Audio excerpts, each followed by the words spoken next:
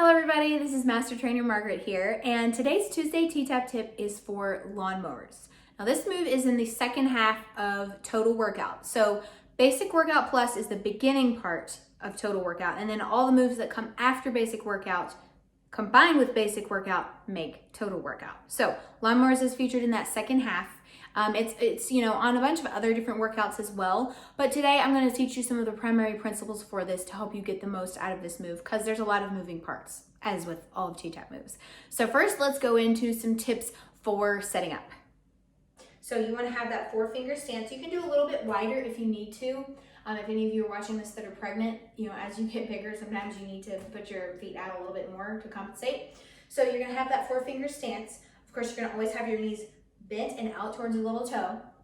Then you're going to think to your tailbone. I've recently been saying this cue and I really like it. So think about your tailbone. Your tailbone has a crayon attached to it. And as you can see that, my finger there, pretending like that's your tailbone. And you're drawing a line between your feet with that crayon.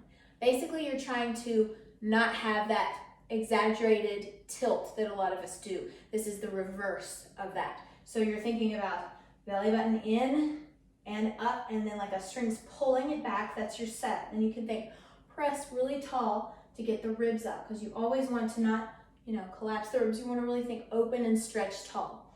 Now, the next thing that I want you to notice with this move. So when you're doing this move, you come over to the side and set up. So this would be your setup for the lower body.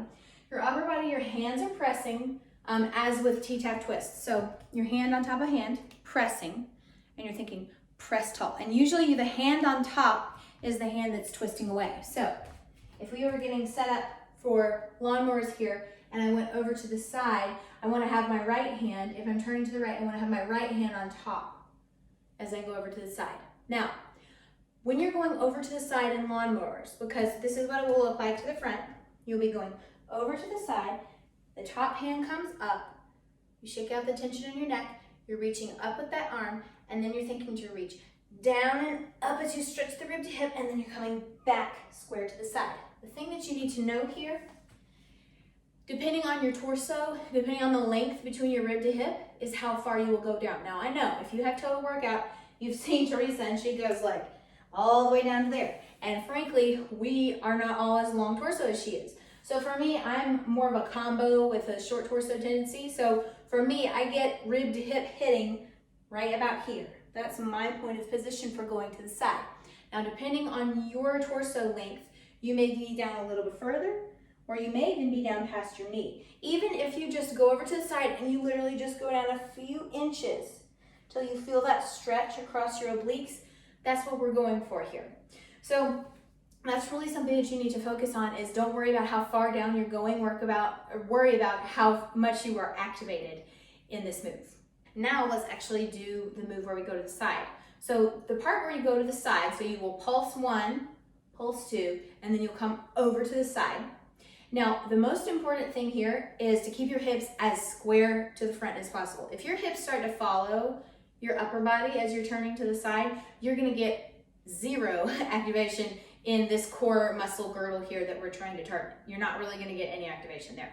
If you are focusing, keeping your knees out, for me, I like to press my ball joint here and think to lift my lift my toes in my shoes. You're gonna be going over to the side. You see how my hips did not move. A little exercise to try here to help you with this. If your hips drift, if you're a hip drifter, you're gonna go to the side. So I'm gonna be turning to the right. I want you to press your left hand into your left hip. So literally grip your hip there like you're posing for a picture. Grip your hip and keep that square. Keep it really square. And now I want you to let this right arm go free, and I want you to turn your shoulders, especially this right shoulder, turn to the side. Whew. You should feel this huge stretching and muscle activation in this girdle muscle on this side. That's your obliques and your transverse abs. You should really feel that when you go to the side. That's the effect that I want you to get when you have both your arms over here and you're going down. So you're really feeling that activation the whole time. So you go down to the side. You're gonna relax your head. I am the worst in the world for looking up and ruining my neck alignment here. You want it to be relaxed. Your hand comes down to the bottom. You're gonna have it in a scooped mitten hand. So, mitten hand, scooping the fingers back, stretching the thumb. You're gonna have your left hand is gonna come up. Now, again, knees are bending out, your core is activated, you're having your head relax over to the side, there is no tension there. Shake it out if you ever feel like there's any tension. Now, you're gonna have your hand here and it's gonna be in a mitten hand or a bear claw. With a bear claw, you'll have your knuckles pulling back and you're stretching your thumb, so not knuckles digging in, stretching back. You're gonna have it, I kind of like aim, honestly, I aim the thumb kind of the armpit. So you're reaching down here, and I'll show you this to the side, but this is gonna be the front view. You're gonna be extending up, so I'm just doing it as extending up there, and then you're gonna be coming back down, and now you're going to think to reach down with this arm. This is a tri-directional stretch here, because you're working these two directions, and then you're pushing the knees out, so you're getting all of this zigzag core action here. So you're reaching down, and then you're thinking to reach up through the elbow, and then you're gonna go up on your toes a little bit as you curl more your tailbone, and then reach down and go back to the starting position. So it's up, extend.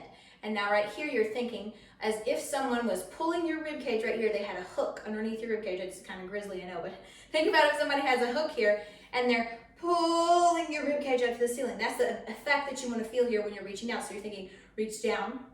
That hook is pulling you up really tall to the ceiling, and then come back down. Again, I'll go back so you can see my toes. Knees are out. Still can't see my toes. Knees are out, ribs are up tall, pressing really tall as we go to the side. So again, we're gonna go over to this side and do this side here. So you're gonna be thinking, again, whenever I'm going over, whichever side I'm leaning over, I think the opposite knee out towards the little toe, and then I think to really, really focus on my tailbone, make sure that's evenly anchored there. So you're gonna look down again. Your bottom hand's reaching down into mitten hand. Top hand has a bear claw on it, and it's kind of an elbow up. So you're gonna think to reach up, you're going to extend. You're just extending straight up. And then you're gonna think, reach down, and then think, tailbone comes under those toes as you really reach up with the elbow onto your tippy toes, and then drop the heels down, hand comes down. So it's up, shake out the tension in your neck if you need, extend, reach up, and remember, hands reaching down, this arm's pulling up, you're thinking like you're being literally pulled in two different directions here. Up, extend, you're gonna reach up, come back down, and then look at the ground. So it's up, extend, and then again, you're thinking reach down, reach up. You're being pulled in two different directions. Reach up as tall as you can, knees out towards the little toe, heels drop down, hand comes down. And then the last one here, you'll come up, you'll extend, and then you'll think to reach down, reach up, and then you're gonna extend your arms straight up, and you're gonna do both hands mitten hands. And you're gonna think, reach up as if someone's pulling that rib cage up. You're gonna think up tall, use your core. Whew. So those are my tips for lawnmowers. Now, I would love to hear what you think about this video. If something was new to you or something clicked for you, please comment below or tag a friend who you think would enjoy this. And come back next week, because I'm always doing tips here every single Tuesday, as well as other random days during the week. So thanks for watching, and hope you have a great day.